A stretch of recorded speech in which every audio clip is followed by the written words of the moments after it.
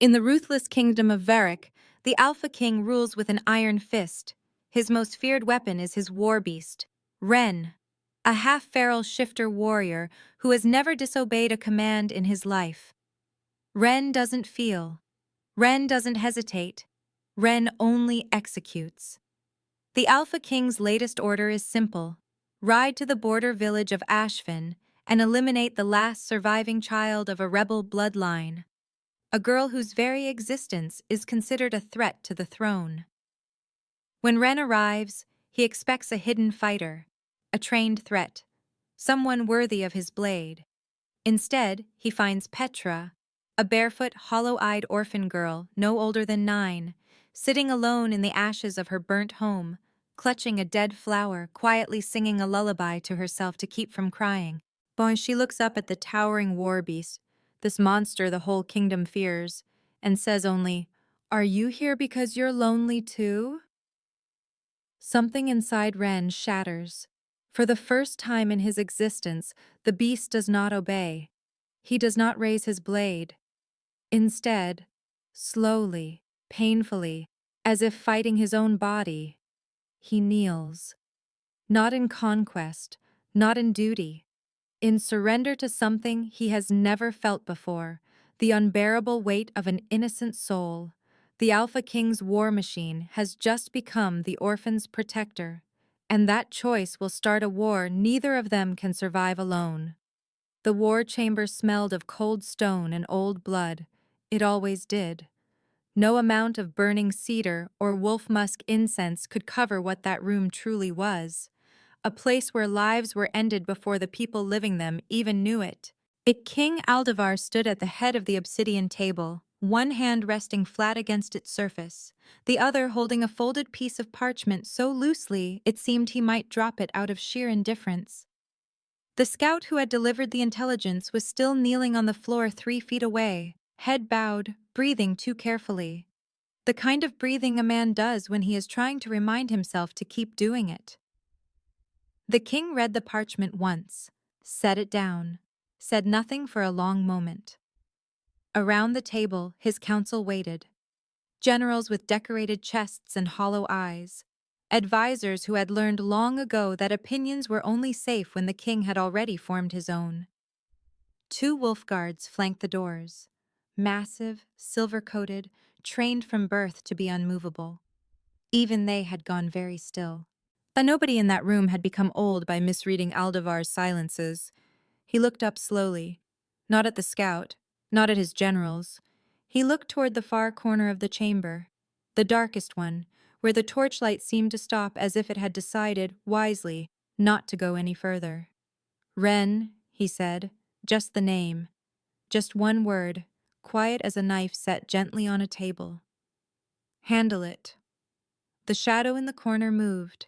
That was the only way to describe it. The shadow itself shifted, separated, and became a man.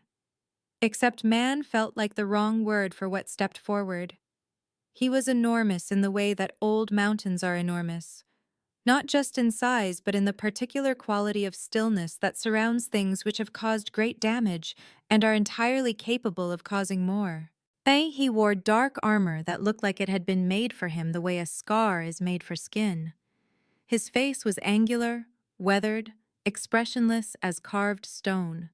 His eyes, a pale amber gray, swept the room once out of pure instinct, cataloging every exit, every throat, every potential variable, and then settled on the king with the flat calm of something that has never once needed to prove what it is. The generals shifted in their seats, not obviously, just slightly, the way men do when every nerve in their body is suggesting a direction to move, and they are using considerable effort to ignore the suggestion. The wolf guards, who feared nothing that walked on 2 legs or 4, tucked their tails. One of the younger advisors, new enough to the court that he hadn't yet fully learned his own insignificance, he made the mistake of glancing up. He met those pale eyes for half a second. He looked back down at the table and did not raise his head again for the remainder of the meeting. Rhen crossed the chamber without sound. He picked up the parchment from the table, read it in the time it took most men to read the first line, and set it back down. His face changed nothing. His breathing changed nothing. He gave a single nod. Small, economical, the gesture of a man who has never seen the value in using two movements where one will do, and turned toward the door. He didn't ask who the target was. He never did. The order was the order. The details were only ever logistics. The doors opened before he reached them. Whether the guards moved them out of duty or out of a more instinctual desire to simply not be in his way, it was difficult to say. And then he was gone. The room seemed to exhale. The scout on the floor risked lifting his head an inch. The younger advisor reached for his wine with a hand that wasn't entirely steady. Even the wolf guards seemed to remember how to breathe. King Aldavar was already looking back at the table, the matter filed away and finished in his mind before the doors had finished closing. He had already moved on to the next thing. He always did. That was the elegance of having a weapon like Rhen. You aimed it, you released it, and then you thought about other things. The outcome was never in question. It never had been. Rhen rode north alone, the way he did everything.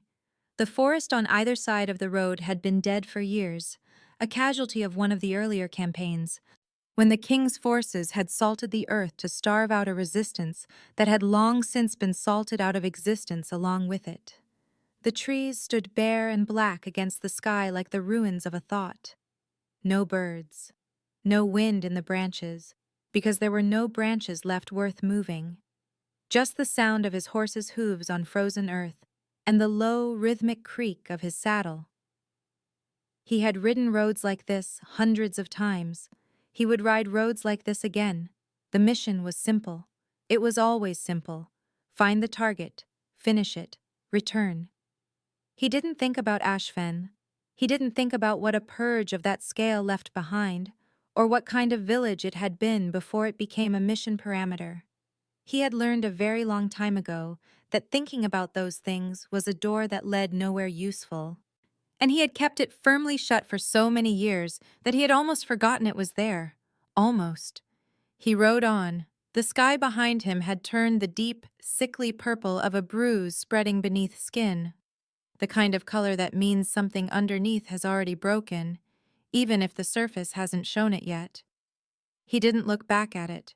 He never looked back. He smelled Ashfen before he saw it. Not smoke. Smoke was something active, something alive. What hung in the air here was older than that. The ghost of smoke. The memory of it pressed into the earth and the bark of surrounding trees and the very cold itself. So deep it had stopped being a smell and become something closer to a feeling. The feeling of a place that had been unmade. Rhen slowed his horse to a walk at the edge of what had once been the village road. The path was still visible, just barely, beneath the skin of ash and frost. Wheel ruts from market carts, boot prints that the rain had softened and the cold had reset into the ground like fossils. The ordinary evidence of ordinary people who had been going about the ordinary business of being alive, right up until they weren't. He dismounted, tied his horse to a skeletal post that had once held a lantern. The lantern was gone.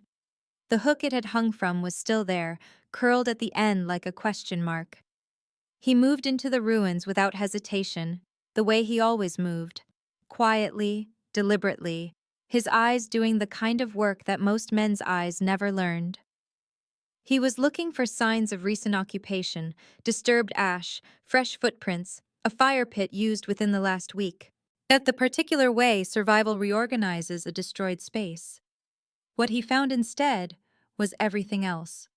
The village had been a farming settlement. He could see that clearly now, in the way only absence makes certain things visible. The collapsed structures were modest, single-room homes with wide hearths and low doorways, root cellars dug by hand, a communal well at the center of the village that had been filled in, the stones cracked and pushed inward by something deliberate. Small vegetable plots still held the dried, frozen stems of whatever had been growing when the soldiers came. Someone had tied their beanstalks to stakes with careful little knots. The knots were still there. The hands that tied them were not. Rhen moved through it all without expression. He was cataloging. That was what he told himself. Yet he was gathering information, reading the terrain, doing what he had been sent here to do. He almost convinced himself. Then he saw the toy. It was half buried in the ash near the base of a collapsed wall. A small wooden horse, hand-carved, one leg snapped off at the joint. Someone had painted it brown with whatever they had available, the paint uneven and enthusiastic in the way that only a child's imitation of craftsmanship ever is. It had been loved. He could tell from the smoothness of the wood where small hands had held it over and over again, wearing the grain down to a soft shine in all the places that mattered most. Rhen looked at it for a moment. Then he kept moving. A few feet further, in the shell of what had been a kitchen, he found a cooking pot still hanging from its iron hook over a collapsed hearth. Inside it, the remains of a meal, stew from the look of it, long dried and frozen into something unrecognizable, but the bones of root vegetables still visible through the gray crust. Someone had been making dinner. The fire had gone out in the middle of it, and nobody had ever come back to tend it. He made himself move on from that too. It was the door that stopped him completely. It was still standing, the only thing in the immediate area that was propped up against a collapsed frame by some accident of destruction that had spared it when everything else fell. It had been painted blue once, a cheerful color that the fire had blistered and blackened at the edges, and pressed into the lower half of the door, preserved in the carbon like a record carved in stone, were handprints. Small ones. A whole scattered constellation of them, the kind children make when someone gives them paint and a surface, and the radical permission to leave a mark. Different sizes, at least 3 children, maybe 4, ranging from very small to slightly less small. Some overlapping, some with fingers splayed wide, one with a thumbprint beside it, as if the child had pressed their hand and then turned to look at someone for approval. Rhen stood in front of that door for longer than he had stood anywhere since he arrived. He didn't feel guilt. He told himself that clearly, precisely, the way he had trained himself to identify and dismiss unnecessary variables. He had not burned this village. He had not been sent here for this particular mission. Whatever happened in Ashfen was not his work. But something had gone very quiet inside him, and a stillness that had no name and no useful function and no place in the kind of man he had made himself into. It sat in his chest like a stone dropped into still water, and he could not seem to make the ripples stop. He turned away from the door, refocused. He was here for one reason: find the target and complete the order. Sentiment was a luxury built for people with different lives than his, and he had surrendered the right to it a long time ago. He moved toward the far edge of the village, scanning the ruins methodically, and that was when he heard it. He stopped. It was faint, so faint that a less calibrated ear would have dismissed it as wind moving through the broken structures, or the settling of charred wood. But there was no wind, and the sound had a shape to it, a pattern, a rise and fall that was not random. It was a melody. As someone in this dead place was singing. Rhen's hand moved to the hilt of his blade. He turned toward the sound and walked forward, his footsteps leaving no trace in the ash. He found her at the very edge of the village, where the last collapsed wall gave way to open ground and a narrow strip of frozen earth that backed up against the tree line. She had built a grave marker out of sticks lashed together with a strip of torn cloth, surrounded by a careful border of stones she had clearly carried one by one from the nearby creek bed. Smooth, gray, arranged with a precision that spoke of enormous amounts of time and very little else to fill it with. There were 3 groupings of stones, 3 markers. She had done her best to make them different from each other, individualizing each one in small ways. A flat white stone here, a piece of broken clay tile there, as if she understood, even at her age, that the people beneath deserved to be distinguished from one another, even in their absence. She was sitting cross-legged in front of them, wrapped in a blanket that had been burnt along one entire edge and was more whole than fabric at this point, her bare feet tucked beneath her against the cold. She was filthy in the deep, settled way that comes not from a single bad day, but from weeks of surviving without anyone to help.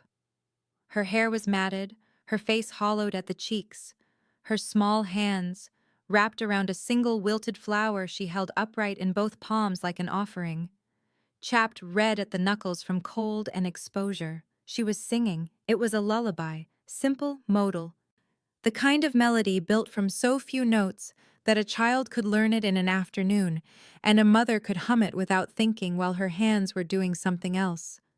She sang it quietly, not performing it for anyone, not even really for herself, just producing it the way a person produces breath.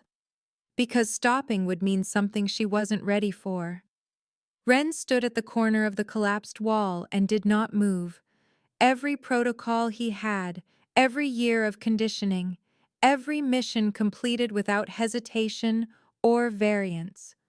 All of it said the same thing in the same flat, functional voice it always used. Target located.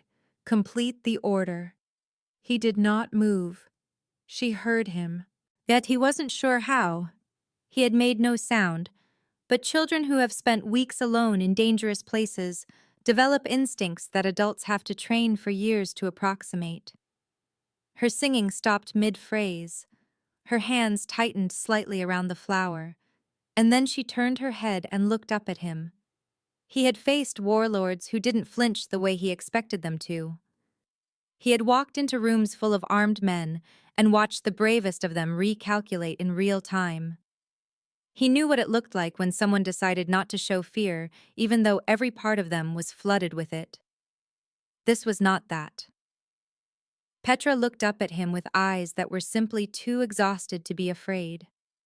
Dark eyes, too old for her face, but hollowed out by 23 days of grief that had burned through every other available emotion and left something behind that was quieter and more permanent. She looked at him, at his armor, his size, the hand resting on the hilt of his blade, and took him in with the slow, solemn attention of someone who has already lost everything and is therefore unburdened by the fear of losing it. She studied him for a long moment, then softly, with complete sincerity, "Are you here because you're lonely too?" The question hit him somewhere below the armor, below the conditioning, below the 15 years of careful, systematic erasure of everything that question might once have meant to him. It landed in a place he had been certain no longer existed. And the certainty cracked so suddenly and so completely that for a moment he genuinely did not know what was happening inside his own chest. He stood there, hand on his blade, blade undrawn. The seconds passed. The cold pressed in from all sides. The dead village held its silence around them like a held breath. And then, with no decision he could point to, with no moment he could identify as the one where it happened, his knee hit the ground. Not the controlled descent of a warrior taking a tactical position, not the formal kneel of a man observing protocol. It was the way a structure falls when the last load-bearing thing inside it finally gives, not dramatically, not all at once, but with a kind of exhausted inevitability, as if it had only been a matter of time. He knelt in the ash in front of a 9-year-old orphan and could not make himself stand back up. Petra tilted her head and looked at him with that same grave, unhurried attention. She didn't seem surprised. She seemed, if anything, like she recognized something, like she had seen this particular kind of weight before, worn differently, on faces she loved. "You look like you've been carrying something really heavy," she said quietly, "for a really long time." He said nothing. There were no words available to him. There had always been words before, not many, not offered freely, but available when the situation required them. Now there was only that cracked open silence where words were supposed to be, and the strange, terrible sensation of feeling something he had buried so deep he had stopped believing it was there. But he didn't stand back up. Petra looked down at the flower in her hands. It had been wilting for days, whatever wildflower she had found at the edge of the frost line, clinging to the last of its structure through sheer botanical stubbornness. As if it had been waiting for exactly this moment, the final petal released its hold and drifted down, settling in the ash between them without a sound. Petra watched it land. Then she carefully bent forward, picked it up between two fingers, and held it out to him. Not as a test, not with hesitation, just, here, take it, the way a child offers the only thing they have to someone who looks like they need something. He took the petal. He didn't know why. It was a useless thing. A single dried petal from a flower that was already dead, worth nothing, serving no function. At the kind of thing the man he had made himself into had no business accepting. But Petra was holding it out with such uncomplicated sincerity that refusing it felt like something he wasn't capable of in that particular moment. So he opened his hand, and she placed it in his palm, and then sat back and looked at him with those grave, patient eyes, as if she had all the time in the world and nowhere else to be, which, he supposed, she didn't. He closed his fingers around the petal carefully, which was strange, because he could not remember the last time he had held anything carefully. The sun went down and he was still there. That was the fact he kept returning to as the light bled out of the sky and the cold deepened around the ruins of Ashfen. He was still there. He had not completed the order. He had not drawn his blade. He had not done the single thing he had been sent 2 days' ride across dead countryside to do, and the longer he sat in the ash across from this child, the more impossible it became to locate the version of himself that would have found it simple. Petra showed him where she had been sleeping without being asked. In the straightforward way she seemed to do most things, as if the world's opinions about what was appropriate had been stripped away along with everything else, leaving only what was practical and what was true. She led him to a collapsed house near the center of the ruins, and lifted a piece of charred timber to reveal a cellar hatch beneath it, the kind of root cellar that farming families built for winter stores. Inside, she had made something out of nothing. A folded blanket, the better of the two she'd found, that the burnt one she'd been wearing outside, laid flat along one wall with a precision that suggested she had straightened it every morning out of some deep, inherited instinct toward order. A small pile of dried roots in one corner, sorted by size. A cup fashioned from a piece of curved roof tile, filled with water she'd carried from somewhere. And at the head of the blanket, arranged in a careful line, 3 smooth stones. Not the creek stones from the grave markers outside. Different ones, smaller, rounder, each one clearly chosen with intention. Rhen looked at them. Petra sat down cross-legged on her blanket and touched each stone lightly with one finger as she named them. My mother, my father, my brother Fen. She said it the way you say the names of things you have memorized because you are afraid of forgetting them. Fen was still learning to walk. He kept falling down and laughing about it. A pause. I think about that a lot. Rhen said nothing. He sat with his back against the cellar wall, armor and all, and looked at the 3 stones, and the carefully folded blanket, and the sorted roots, and the tile cup full of cold water. 23 days she had been down here. 23 days of building this small, meticulous life in a hole in the ground beneath the place where her family had burned. The internal accounting he had been trying to avoid doing since he arrived in Ashfen finished itself without his permission. This was what the order was. Not a threat, not a combatant, not even a symbol of resistance in any form that required neutralizing. This was a child who sorted roots by size and named stones after people she loved and sang so she wouldn't forget her mother's voice. He became aware, distantly, that something was happening in the parts of himself he had spent 15 years systematically sealing off. Not emotion, he had no clean word for it anymore, more like pressure. The way water behaves when the structure containing it develops a crack. Not flooding, not yet, just finding every gap, patient and inevitable. He remembered, without wanting to, the sound of his own mother's voice. Not words, just the tone of it, low and warm, the particular frequency of it calling him in from wherever he'd wandered to before dark. He had not thought about that sound in years. He had stopped thinking about it on purpose. But because thinking about it led to thinking about everything that came after, and everything that came after led to a door he kept shut. The door was open now. Not all the way, but enough. He had been 6 years younger than Petra when the king's forces came for his pack. He had been 16, old enough to fight, young enough to be reshaped. They had taken his name first in those early days. Not Rhen, that came later, functional, assigned.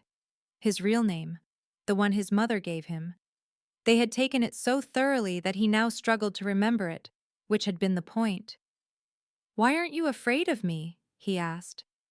The question came out low and without preamble, the way his questions always did when he allowed them at all. Petra considered this with the seriousness she seemed to bring to everything. "Because you knelt," she said simply. Monsters don't kneel." He looked at her for a long moment. She looked back, steady and certain, as if this were obvious, as if the logic of it were so clean it required no further examination. Maybe it was. He turned away and looked at the cellar wall, and stayed very still, while something vast and long compressed moved through him, like a tide finding land for the first time in a decade and a half. He didn't name it. He didn't examine it. He simply let it happen, because he no longer had the capacity to stop it. And somewhere in that stillness, quietly, without ceremony, the decision made itself. He would not complete the order. He sat with that fact and felt the full weight of what it meant settle over him, not just tonight, not just tomorrow, but in every direction the future now extended. The king did not forgive defection, and the king did not send warnings. He already knew what came next, and he knew it with the precise, detailed clarity of a man who had personally been what came next for other people. He knew all of it, and he was not going back. He gave her until midnight, not because he wanted to. She needed sleep more than she needed anything except food, and he couldn't do much about the food yet, but because moving before the scouts' rotation window closed would put them in open ground at exactly the wrong time. He knew the king's tracking protocols because he had helped design them. He knew the intervals, the checkpoints, the specific tells a seasoned scout looked for when monitoring a war beast in the field. He had roughly 1 day before the absence of a confirmation signal became a problem that the king would send someone to investigate in person. Now 1 day was enough, but only if they moved smart, and they moved now. He woke Petra by crouching beside her and saying her name once, quietly. She came awake without the disorientation most people surface through. No gasping, no flailing, just eyes opening directly into alertness, the way people do when they have spent enough nights in uncertain places that their body has stopped allowing the luxury of a gradual return to consciousness. She looked at him. He held a finger to his lips. She nodded and began folding her blanket. He almost told her to leave it. Then he watched her tuck the 3 stones, her mother, her father, Fen, into the center of the folded fabric, wrapping them with the careful efficiency of someone who had already lost everything once and had strong opinions about not losing the remainder. He said nothing. He waited. She was ready in under a minute. They left Ashfen the way Rhen did most things, quietly, without looking back, moving into the dark tree line to the north, where the forest was dense enough to break their silhouette from any elevated position, and the creak noise would cover the sound of their footsteps. He set the pace deliberately slower than his instinct demanded because Petra's legs were 1/3 the length of his, and she had been surviving on roots and creek water for 3 weeks. She said nothing about the pace. She said nothing about the cold, which had dropped sharply once they moved away from the insulating ruin walls and into open air. She simply walked, slightly behind his left shoulder, her breath forming small white clouds in the dark. He was acutely aware of her trust in a way that was deeply inconvenient. She didn't ask where they were going. She didn't ask how long they'd be walking, or whether it was safe, or what his plan was beyond the immediate fact of moving. She just followed him through the dark forest with the complete, uncomplicated confidence of someone who had made a decision about him back in the ash and saw no reason to revisit it. It required nothing from her. She simply extended it, the way you extend a hand to someone walking beside you on uncertain ground, automatic and without calculation. It made everything harder in ways he couldn't fully articulate and didn't try to. They moved through the forest for 2 hours without stopping, tracking north and slightly west along a route Rhen had memorized for entirely different reasons on an earlier mission through this territory. The tree cover was good, and the ground was problematic, frost-hardened in some places, soft and treacherous in others. The terrain shifting underfoot without warning the way it does in land that hasn't decided yet what season it's in. He heard the stream before he saw it. A narrow, quick-moving thing cutting across their path, the rocks beneath the surface dark and slick with algae and ice melt. He crossed it in 2 steps, turned back, and extended his hand to Petra. She took it and stepped onto the first rock, and then her foot went out from under her entirely, the wet surface offering nothing to hold on to, and she dropped sideways toward the water, and Rhen caught her. Not a lunge, not a scramble, just a single fluid motion, arms sweeping out to close around her before the thought had fully formed. It pulling her upright and against his chest with the automatic precision of reflexes that had been built for violence and had just performed something else entirely with them. He held her there for a moment that lasted slightly longer than it needed to. She was so light. That was the thing that registered, cutting through everything else. She weighed almost nothing, and what weight she had was the wrong kind, the kind that comes from a body that has been living on the wrong side of its own limits for too long. He became aware of this in the same moment he became aware that he was still holding her, and that his jaw had tightened with something that had no tactical application whatsoever. Petra looked up at him from inside the circle of his arm, entirely unbothered by the near fall. "You're very warm," she said. Hi, with the thoughtful air of someone making a genuine scientific observation. For someone so scary. Something happened in his face. It didn't complete itself, didn't become anything as defined as a smile, but the muscles involved made a preliminary movement in that direction before his composure caught up and restored order. It was the closest he had come to that particular expression in longer than he could accurately calculate. He set her down on the far bank, turned back to the crossing to pick up the blanket bundle she'd dropped, and was in the process of handing it back to her when the movement in the tree line registered. North. 40 yards. A shadow that stopped being part of the forest for exactly half a second before it remembered itself and went still. Half a second was enough. Rhen stepped in front of Petra in one motion, putting his body between her and the tree line, his hand already at his blade. He didn't draw it yet. Drawing it changed the nature of the next few seconds in ways that might not serve them. "Stay behind me," he said very quietly. "Don't make a sound." The scout stepped out of the tree line with the particular confidence of a man who believed the situation was already resolved in his favor. He was tracker built, leaner than a soldier, quieter in his movements, wearing the king's colors in muted gray and brown rather than the ceremonial black of the war court. A wolf shifter, mid-rank, experienced enough to have been assigned to monitor the king's most valuable asset in the field. He had a short blade at his hip and hadn't drawn it, which meant he had assessed the scene and concluded he didn't need to. Rhen noted all of this in the first second and noted also that the conclusion was wrong. He stopped 10 feet away. His eyes moved from Rhen to Petra, visible behind Rhen's left side despite his efforts, and something shifted in his expression. Not surprise, calculation. "She's still breathing," he said. Not a question. An inventory. Rhen said nothing. The order was clean termination. Confirmation expected by nightfall tomorrow. The scout's voice carried the flat, procedural tone of someone reciting protocol rather than having a conversation. His eyes stayed on Petra. Why is the target still alive? The forest held its silence around them. The stream moved behind them, indifferent. I'm going to need an answer, Rhen. The king will need an answer.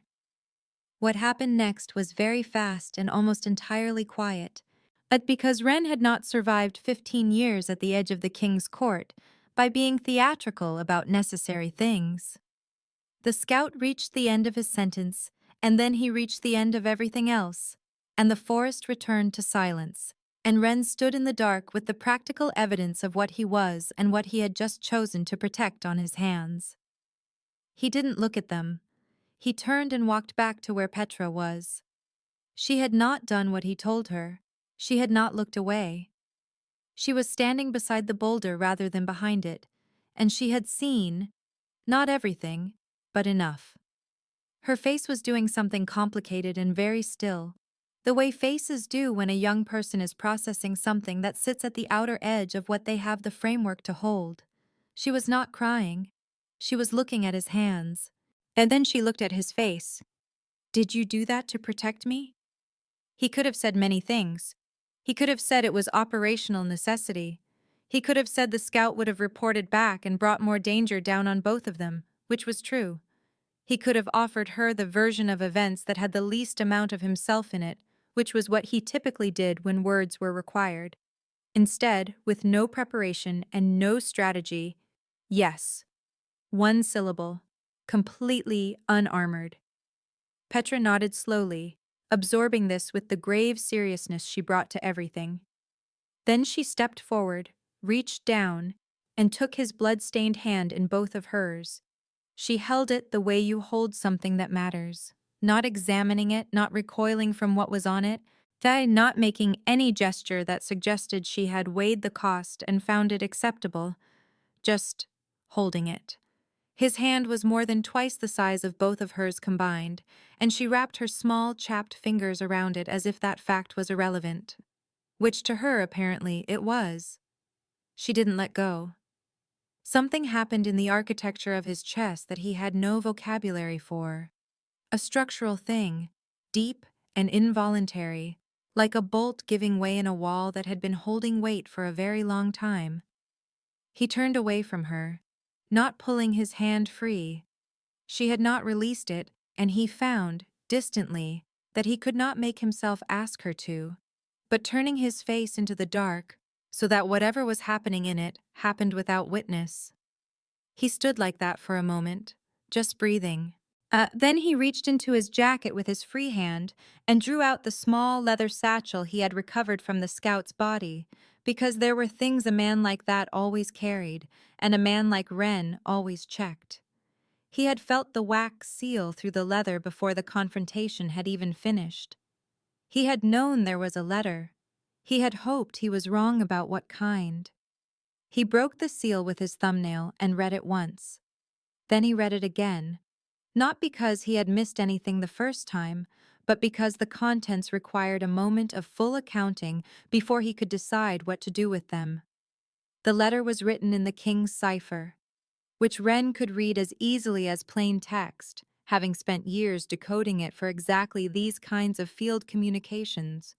It was addressed not to Rhen but to a secondary unit commander, a kill squad, 12 men, wolf shifters, already mobilized and moving toward Ashfen from the eastern road with orders to confirm the target's elimination and, if for any reason confirmation from the primary operative was delayed or absent, to complete the mission themselves and return the primary operative to the capital for reassessment. The king had not sent Rhen because he trusted him. The king had sent Rhen first because he was efficient, and then arranged for 12 men behind him because efficiency, in the king's experience, was always worth ensuring. They were not expecting Rhen to fail. They were simply unwilling to accept the possibility. Rhen folded the letter, looked at it for one more second. Then he looked back at Petra, still holding his hand in both of hers. while watching him with patient, steady eyes. "We need to move faster," he said. The cabin had been empty for at least 2 seasons. Rhen could tell from the way the cold had fully claimed the interior, not the fresh cold of a place recently abandoned, but the settled, permanent cold of somewhere that had stopped being lived in long enough to forget what warmth felt like. A shepherd's shelter, single room, built for function rather than comfort. A stone hearth with a collapsed flue that made a fire inadvisable. A wooden sleeping shelf along one wall. A 3-legged stool. A rusted hook on the door where something useful had once hung and been taken when the shepherd left, or hadn't been taken and had simply fallen and been lost in the dark at some point in the intervening seasons. It was dry. It was off the main animal tracks, invisible from the road, set back into a fold of hillside that would block their outline from any elevated position. It would do. He gave Petra the sleeping shelf and his outer cloak, which swallowed her completely, and told her to sleep. She was asleep before he finished the sentence, which told him everything about how far past her limits she had been running since Ashfen. He positioned himself by the door and settled into the particular quality of stillness he had developed for long watches. Body resting, mind active, every sense extended outward into the dark beyond the cabin walls.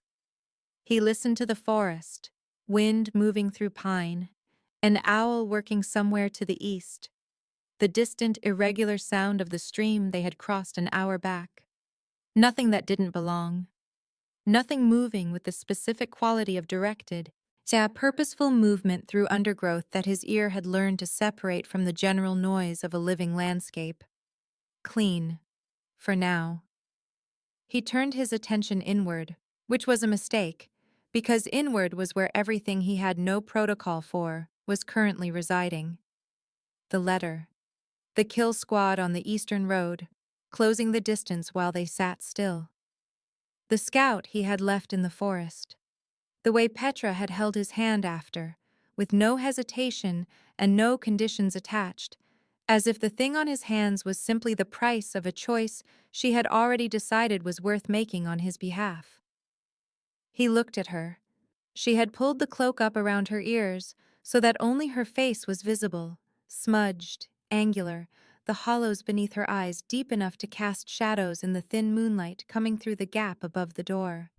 Her breathing had gone deep and slow almost immediately, the profound, surrendered sleep of a body that had been waiting weeks for something safe enough to let go into. One hand was curled beside her face. The other, he realized, was tucked inside the folded blanket, closed around the 3 stones. Even in sleep, she held on to them. He watched the door. He watched her. He told himself he was monitoring her condition, which was relevant operational information, and he almost believed it. She woke 2 hours before dawn, the way she always seemed to, directly and without confusion, sitting up and locating him in the dark within the first second. She looked at him for a moment, then drew her knees up inside the cloak and rested her chin on them and seemed to decide quietly that she was going to talk. She told him about her father first. And he had been a large man, not Rhen large, she clarified, with a brief evaluative look, but large for a farmer, with hands that smelled of soil and a habit of lifting her onto his shoulders without warning so she could touch the tops of door frames as they walked beneath them. She said he did this so often that she still automatically measured every door frame she walked through by whether she could have reached it from his shoulders. She said she had measured the cellar hatch in Ashfen the first night, and it would have been just reachable. She said it without tears. Rhen had expected tears, and had been quietly dreading them in the inarticulate way that men who have dismantled their own emotional capacity still dread being in the presence of someone else's grief. But there were none. Yet she had the quality of someone who has moved through the acute stage of sorrow into something further along, not healed, nothing like that, but emptied out. What was left was just the memory itself, clean and precise as water in clear glass. Her mother had smelled like bread and pine resin, she said, because she baked every morning and used pine sap to seal the window frames each autumn. She had a way of humming while she worked that she probably didn't know she was doing. The lullaby Rhen had heard in the ruins. That had been hers. Petra had been singing it every night since, she said, because she was afraid that if she stopped, she would start to forget the exact sound of it. And forgetting the exact sound of it felt like losing her mother a second time in a way she wasn't willing to accept. Fen she described last and most briefly, at which Rhen understood was not because he mattered less, but because he was the one she could talk about the least without reaching the bottom of the emptied place. He was still learning to walk. He kept falling and laughing about it, she had said before, and she said it again now in the same words, which told him it was something she returned to often. She was quiet for a moment after. Then, "Did you have a family?" The silence went on long enough that it became its own kind of answer. "Once," he said. She absorbed this. What happened to them? He looked at the wall. The same king. When he looked back, she was already moving, crossing the small floor of the cabin without any preamble, settling herself down beside him against the wall, and leaning her head against his arm with the simple decisiveness of someone who has identified where the warmth is and seen no reason to pretend otherwise. She said nothing. He said nothing. Outside, the forest moved in the wind, indifferent and ongoing. Inside the cabin, in the dark, Rhen sat with his back against a cold wall and a child's weight against his arm, and the strange, disorienting sensation of a thing he had not felt in 15 years. He was not alone. He sat very still, as if the wrong movement might end it, and let that fact exist around him like something fragile and new and worth, for reasons he was only beginning to understand, protecting with everything he had. He heard them an hour before dawn, distant, coordinated, and the kind of howling that wasn't communication between wolves, but signal between soldiers who happened to be wolves. 3 short calls, 1 long. A sweep pattern closing from the east, exactly where the letter had said they would come from. 12 men who had been moving through the night while Rhen and Petra rested, eating up the distance with the patient, mechanical efficiency of a unit that had done this kind of work many times before. He had Petra up and moving before the echo of the 3rd call faded. They went north and west, pushing harder than the previous night, Rhen adjusting the route in real time against the sound of the squad's signals and the terrain's available cover. Petra matched his pace without complaint, her jaw set, her breath coming in controlled pulls through her nose, the way someone breathes when they are rationing their energy because they understand the situation requires it. She had said nothing since he woke her. She seemed to understand, with that uncanny, instinctive accuracy she brought to reading him, that silence was currently the most useful thing she could offer. He was grateful for it, because the other thing demanding his attention was the land itself. He noticed it first in the way you notice something peripheral. A familiarity that doesn't announce itself, but accumulates, detail by detail, until it becomes undeniable. The particular angle of a ridgeline against the pre-dawn sky. The way the pines thinned at exactly this elevation and gave way to a band of silver birch before thickening again further up the slope. A stream crossing with 3 flat stepping stones that hadn't been placed there by accident or nature but by hands years ago, to make the crossing easier for smaller feet. He knew this land. The knowledge arrived in his body before it reached his mind. A physical recognition, the kind that bypasses thought entirely and lives in the older parts of a person. His stride changed slightly without him deciding it should. His shoulders, which had been carrying the squared-off tension of active evasion, shifted into something different. Not relaxation, something more complicated than that. This was pack territory, his pack's territory, or it had been 15 years ago, before that word, his, had been removed along with everything else the king had found inconvenient about him. What the memories came the way they always did when he got too close to something real. In fragments, non-sequential, arriving with the force of things that have been suppressed so long they've built up pressure. His mother's hands, broad and capable, braiding something. The particular quality of light in late summer through the birch trees at this elevation, golden and layered, the kind of light that made everything look like it was being seen for the last time even when nothing was wrong. His father standing at the edge of their territory's northern border, not tall in the way Rhen had grown tall, but solid, rooted, the specific gravity of an alpha who had earned it rather than seized it. A man who could silence a room by becoming more still rather than louder. The day the king's emissaries arrived, his father had been very still. The proposition had been delivered in the careful language of diplomacy, which was the language power used when it wanted to give you the illusion of a choice before taking the thing it wanted anyway.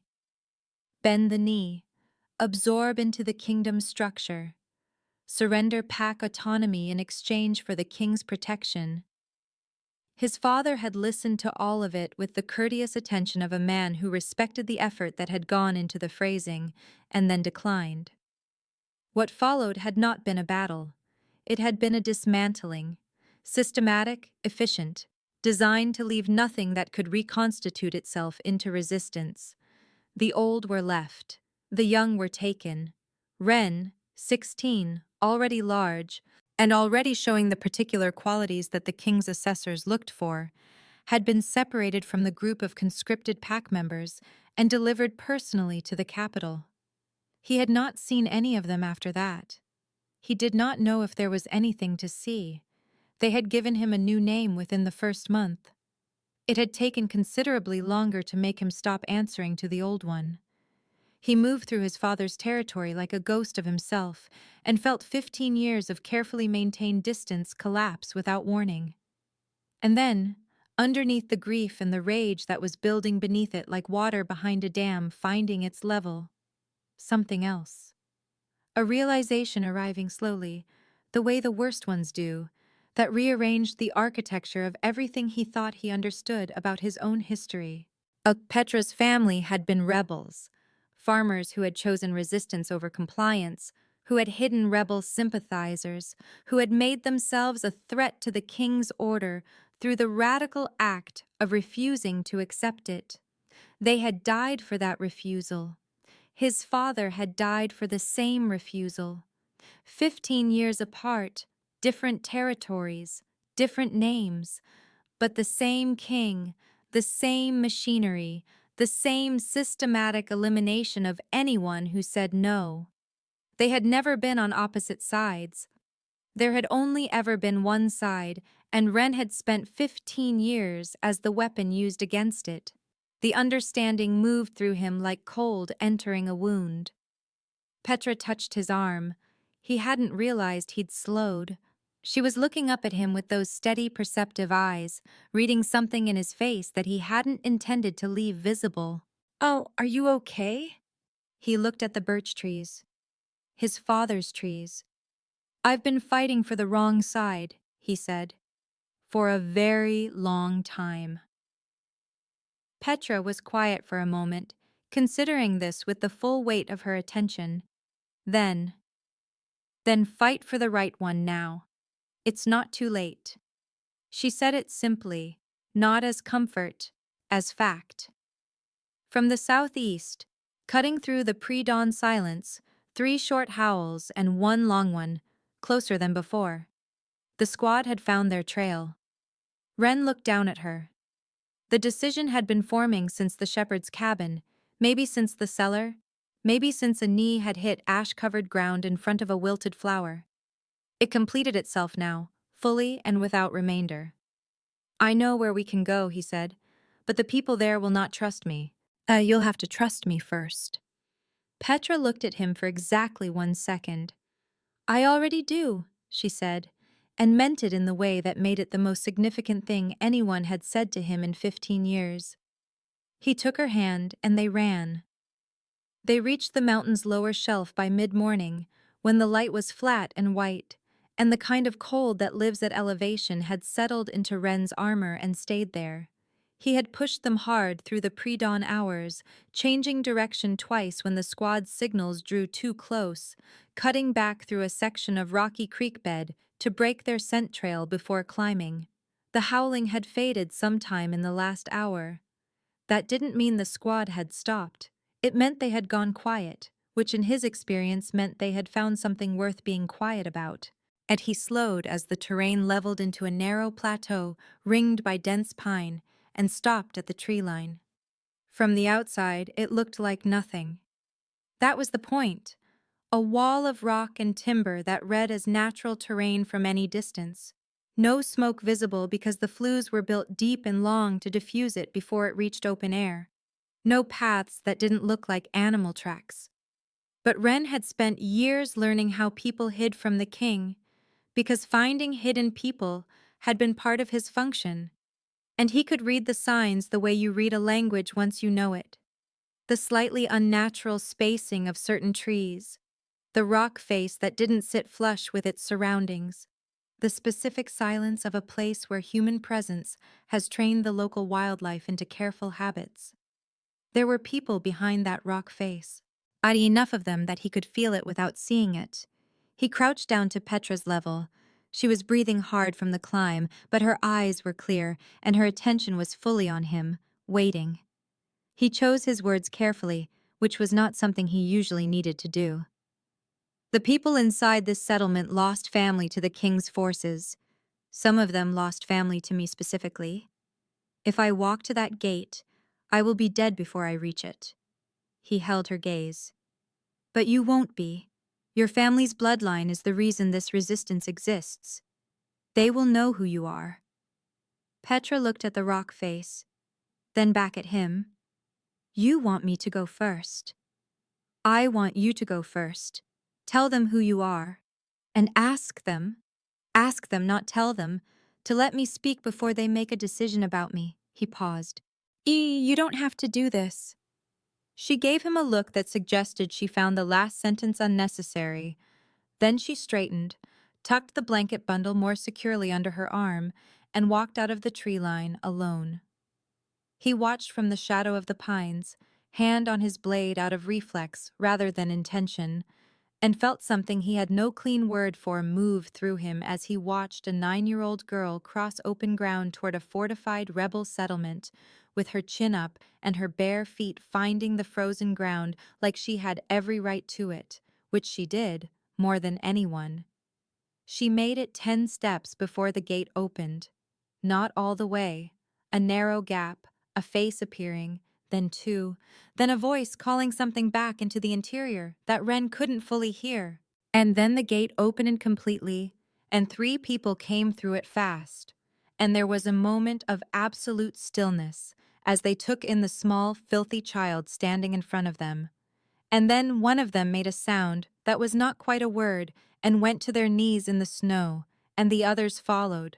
And Petra was surrounded and swept up and held by people who were weeping in the unconstrained way of those who had given up hope of something and been returned it without warning. Rhen watched.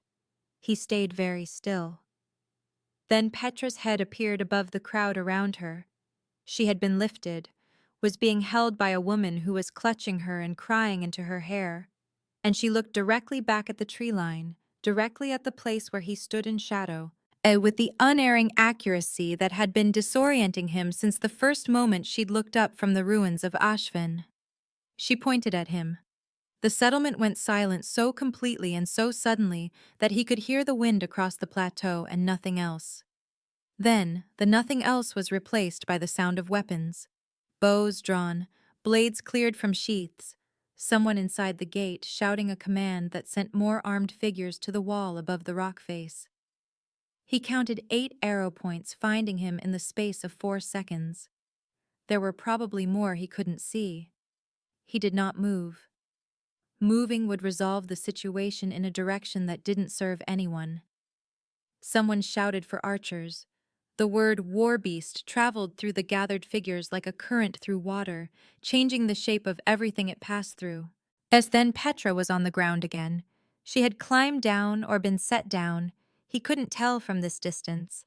and she was walking back across the open ground toward him, back straight, arms slightly out from her sides, and when she reached him, she turned to face the settlement and spread her arms wide.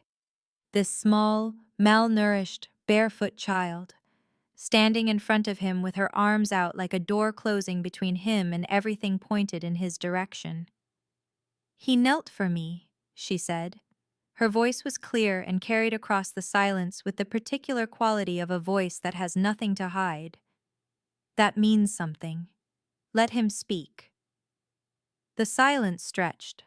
Nobody moved. 8 arrows held their positions. The wind crossed the plateau and kept going. Then a figure separated from the group at the gate, older than the others, moving with the deliberate economy of someone who had survived a long time in circumstances that eliminated the careless. A woman, gray-haired, a scar running jaw to collarbone, eyes that had done considerable grieving and kept going anyway. She crossed the ground between the gate and the tree line, and stopped 6 feet away, and looked at Rhen the way you look at something you have spent a long time hating and are now being asked to see differently, which is one of the hardest things a person can be asked to do. She looked at Petra. She looked back at him. "You have until I finish deciding whether to give the order," she said. "Start talking." He didn't beg. He had known, walking across that open ground with arrows tracking him, and Petra's hand no longer in his, because she had stepped aside to let him speak for himself. That begging would be the wrong currency in this room. These people did not respect supplication.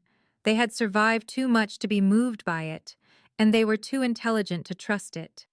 He spoke the way he did everything, directly, without ornamentation, in the flat declarative tone of someone presenting facts rather than constructing a case.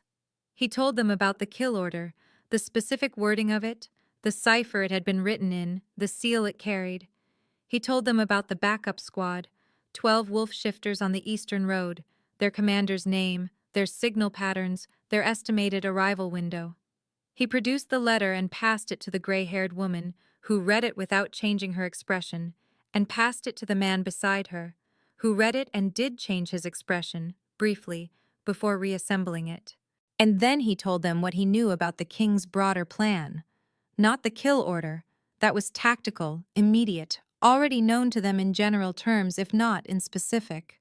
He told them about the mapping operation the king had been running for the past 8 months, quietly, beneath the surface of his more visible military movements.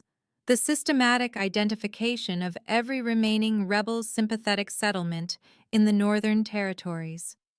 The names of 3 informants who had been placed inside resistance networks. He gave the names plainly, watched the faces in the room rearrange around that information, watched 2 people exchange a look that confirmed at least one of the names had already been trusted with things it shouldn't have been trusted with. He told them about the weak point in the king's eastern garrison rotation, and a 6-hour window every 12 days when the mountain pass that connected the capital's supply lines to the Northern Territories was held by a reduced force. He told them the safe route through the Varek lowlands that the king's scouts hadn't mapped because the terrain had been assessed as impassable and the assessment was wrong. He told them everything, held nothing back, because there was no version of this that worked if he was still calculating what to keep. The room. They had moved inside, into a low-ceilinged hall that smelled of pine smoke and unwashed wool, and the particular density of people living in close quarters through a long winter, was not silent while he spoke. There were murmurs. Someone near the back said something sharp that he didn't catch, and someone else responded with something sharper. Yet the gray-haired woman, who he had learned was called Rhen, who had led this settlement for 7 years since the previous leader died in a raid he had not personally conducted but could not claim ignorance of, stood at the front and listened with her arms crossed and her eyes on him the entire time, reading him the way experienced people read things they are not yet sure they believe. Petra sat beside him on the bench. She had not been asked to leave and had not offered to. Her hand rested on his forearm. Not gripping, not drawing attention to itself, just resting there. A quiet, continuous fact. He was aware of it the entire time he spoke, the way you are aware of the one fixed point in a room that is otherwise uncertain. When he finished, the hall was quiet in a different way than it had been before. But the quality of the silence had shifted from hostile to something more complicated. The silence of people who have received information they cannot dismiss and are working out what to do with it. Saren looked at him for a long moment. Then she asked the only question she had asked since he began. Why? Why throw everything away for one child?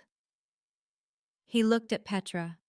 She was already looking at him, patient and unhurried, her hand still on his arm. She didn't nod encouragingly or widen her eyes or make any gesture that suggested she was waiting for a particular answer. She just looked at him the way she always looked at him. Like she already knew what was true and was simply waiting for him to catch up to it. He looked back at Saren. Because she asked me if I was lonely, he said, and I realized I have been, my whole life. And I was tired of being a weapon for the man who made me that way. The hall absorbed this. Someone near the back had stopped murmuring. The man who had reacted to the informant's names was looking at the floor. The woman who had been holding Petra when she first arrived was looking at Rhen with an expression that had not yet decided what it was. Saren looked at Petra. Petra looked back at her and nodded once. A single, small, certain motion that contained no ambiguity whatsoever. Something in Saren's face settled. She reached down and drew the blade at her hip.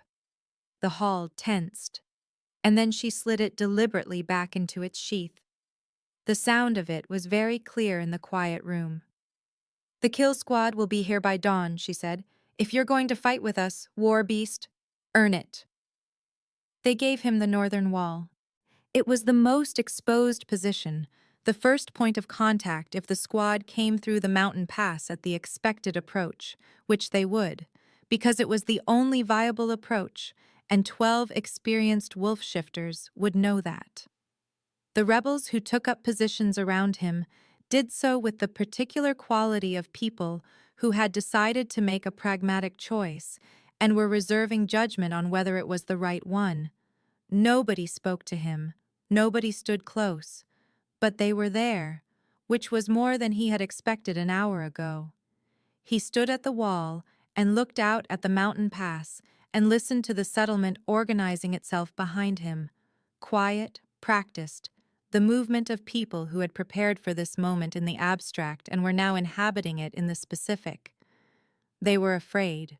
That he could tell from the particular quality of the silence they each carried, the way trained fear presents differently from untrained fear, but is still, underneath, the same thing. He knew what was coming through that pass. He knew exactly what 12 of the king's wolf shifters looked like when they were hunting, because he had led operations like it more times than he had been able to count, back when counting had felt beside the point. He was ready to be on the other side of it. Then Petra was beside him. He hadn't heard her approach. She moved quietly, she always had, the ingrained stealth of weeks spent alone in ruins where noise meant danger. She slipped her hand into his and stood at the wall beside him and looked out at the same dark pass he was looking at. But the same cold air coming down off the mountain carrying the first distant sound, a horn, low and long, then another. That meant the squad had found the settlement's location and was no longer bothering to be quiet about it. He looked down at her. She looked up at him. Her eyes were calm. Not the false calm of someone performing courage, but the real kind. The kind that has already made its accounting and found the thing it's standing next to worth the cost. "You're not lonely anymore," she said. The horn sounded again, closer, the mountain pass carrying them down and into the settlement like a tide coming in. Behind him, he could hear Saren's voice moving through the rebels. Steady, unhurried, the voice of someone who had decided and was done deciding. Rhen looked back at the pass. His hand closed around Petra's. 15 years he had fought for a king who had stripped him down to his function and called what remained a weapon. 15 years of orders accepted without question, of doors kept shut, of a name that wasn't his, and a life built entirely in the service of something that had never once looked at him and seen a person. The storm was coming down the mountain. He could hear it in the horns, feel it in the cold air sharpening around them. For the first time in 15 years, he was standing in front of something worth standing in front of. He was ready. The first wave hit the northern wall before the sky had fully decided to become morning. Rhen had sent Petra back from the wall the moment the horns grew close enough to feel in the chest rather than just hear with the ears. She had resisted, not dramatically, not with argument, and just with the particular stillness of someone who did not want to move and was making that known through the quality of their not moving. He had crouched down to her level and said very quietly, "I need to know exactly where you are. I can't do this if I don't know where you are." She had looked at him for a long moment, then gone to find Saren's second, a broad-shouldered man named Aldous, who had been assigned to keep the settlement's non-combatants in the interior hall. He could function now. That was what mattered. The squad came through the pass in 2 formations, 8 through the main approach, 4 flanking wide to the east to cut off retreat. Exactly the tactical split Rhen would have ordered if he were leading it. He knew their commander's style from the letter, knew the man favored pressure from the front while the flanking unit collapsed inward, knew the timing he would use and the signal he would wait for before committing the second formation fully. He told Saren all of this in 30 seconds. She absorbed it without interrupting and redistributed her people accordingly, pulling 4 fighters from the eastern perimeter to meet the flanking unit before it completed its arc. The adjustment took 4 minutes. The squad had expected a settlement that didn't know they were coming. They got something else.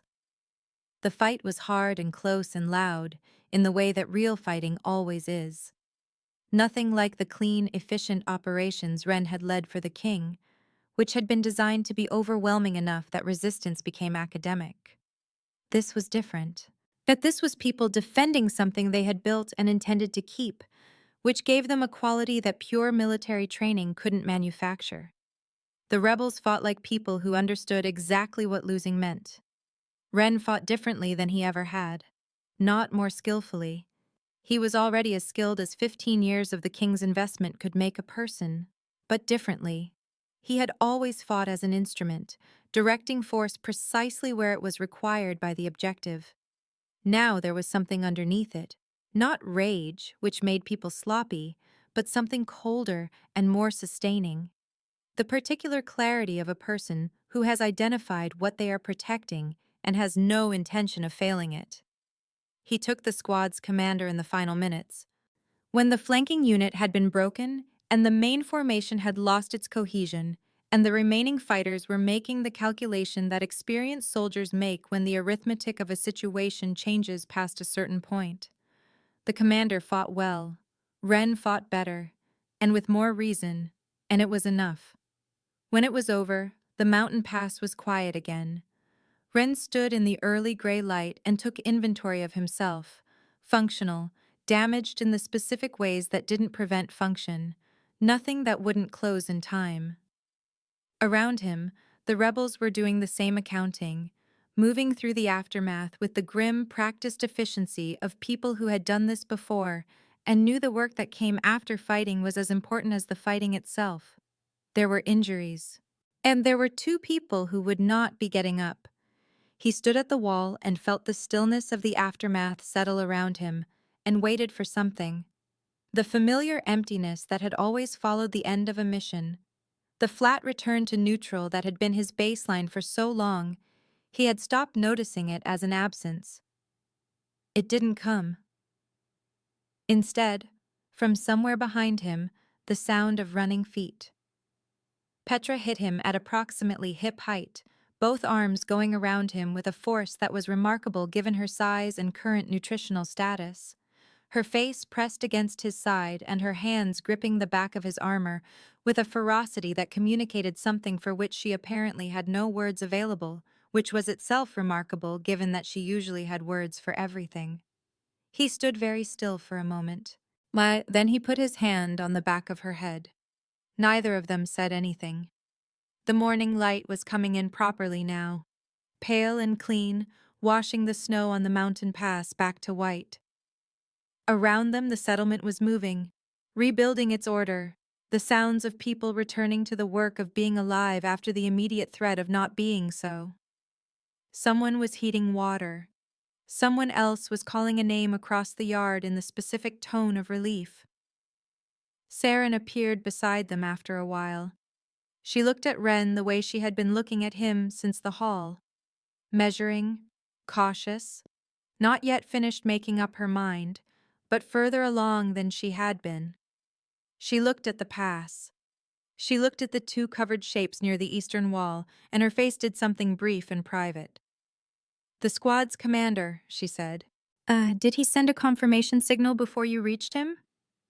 "No." She nodded slowly. "Then the king doesn't know the outcome yet. He'll know by tomorrow that the squad went silent.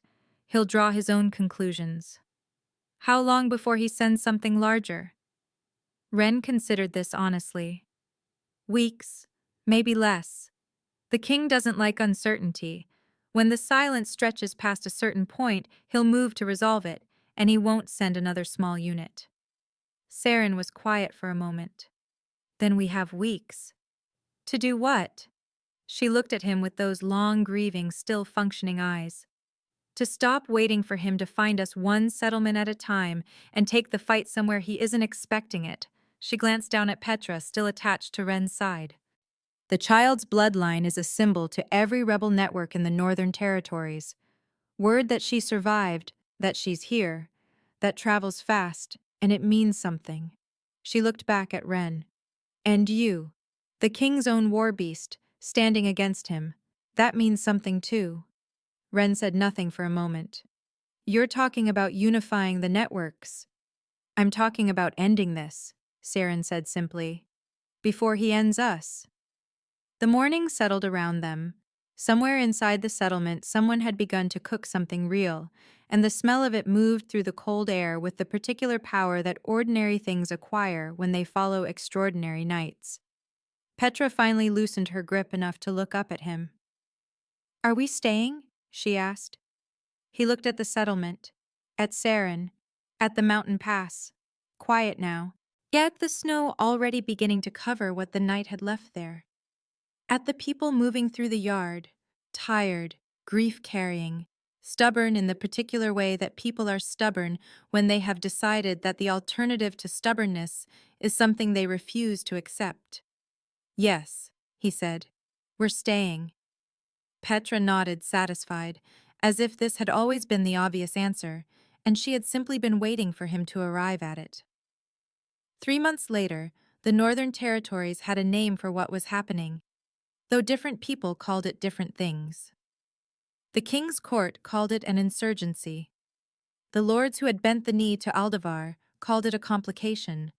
The people living under the king's order, the ones who paid the taxes and lost the sons and watched the soldiers come through their villages with the particular expression of people who had learned to look as though they had nothing worth taking, they called it something quieter.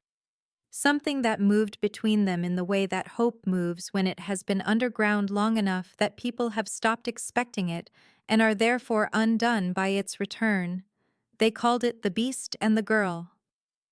Rhen did not love this. Petra found it entirely reasonable. The rebel networks had unified faster than anyone except Saren had expected, and Saren had expected it because she understood what symbols do in the mathematics of resistance. They collapsed the calculation.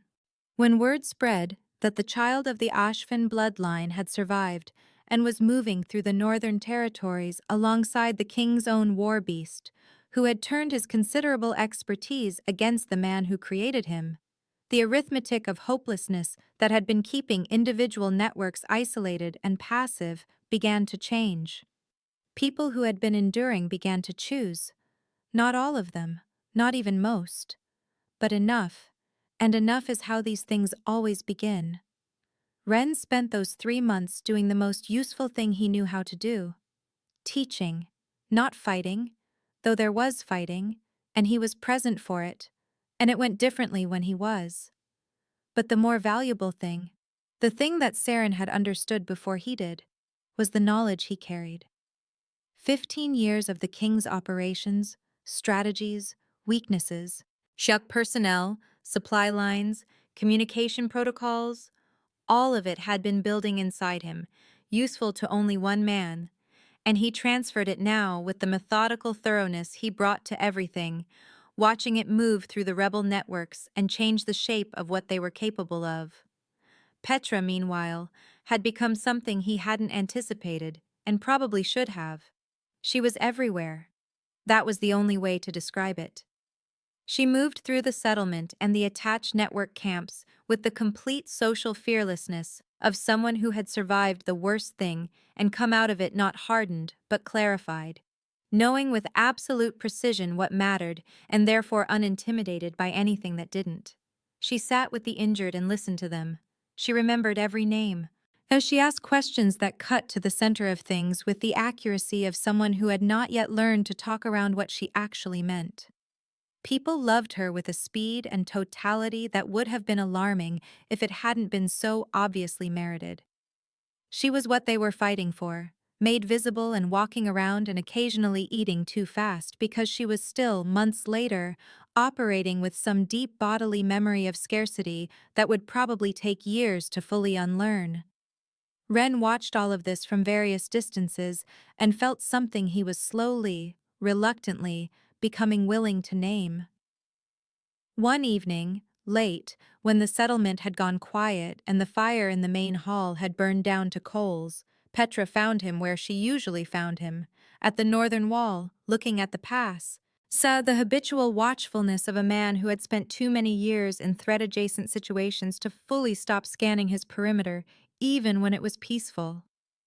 She climbed up onto the wall beside him, with the determined athleticism she brought to all physical challenges, and sat with her feet dangling and looked out at the same dark mountains he was looking at. "Do you think about him?" she asked. She didn't need to say who. "Sometimes," he said.